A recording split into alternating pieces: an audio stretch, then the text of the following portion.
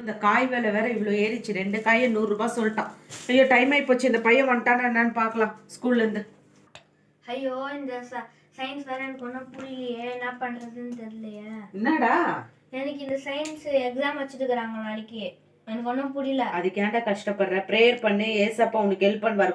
புரியலனா கூட ஏசப்பா புரிய வைப்பாரு. ஜபம் பண்ணிட்டு படி. சரி ஜபம் பண்ண ஏசப்பா கேட்பாரு.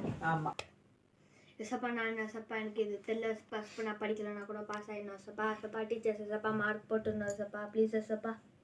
என்னடா ஜபம் பண்ற? படிக்கலனா கூட பாஸ் ஆயிடும், டீச்சர்ஸ் மார்க் போடணும். ஏசப்பா கேட்க மாட்டாரு. நீ ஹார்ட் ஒர்க் பண்ணணும். இப்போ ஜபம் பண்ணிட்டு படிக்க ஸ்டார்ட் பண்ணி ஏசப்பா உனக்கு ஹெல்ப் பண்ணுவாரு.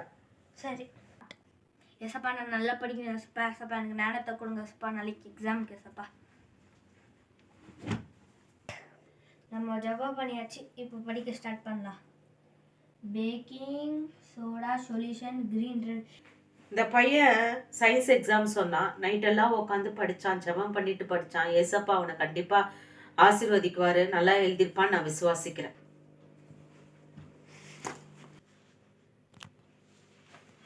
மம்மி நான் நல்லா எக்ஸாம் எழுதிட்டேன் மம்மி, எனக்கு நல்ல மார்க் கிடைக்கும். பத்தியா நான் சொன்னல, ஜபம் பண்ணிட்டு நீ படிச்சனா ஏசப்பா கண்டிப்பா உனக்கு ஹெல்ப் பண்ணுவாரு.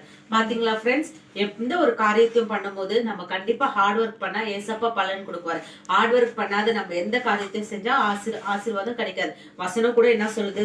நீதிமொழிகள் 21:31 குதிரை யுத்த நாளுக்கு ஆயத்தமாக்கப்படும், ஜெயமோ கர்த்தரால் வரும். கண்டிப்பா கஷ்டப்படும் போது கண்டிப்பா ஜெயத்தை யாரு கொடுக்குறாரு? ஆண்டவர் கண்டிப்பா நம்மளுக்கு ஜெயத்தை கொடுப்பாரு. சந்தோஷமா இருங்க, ஜாலியா இருங்க. ஏசப்பாக்கு எப்பொழுதும் ஸ்தோத்திரம் செலுத்திட்டே இருங்க.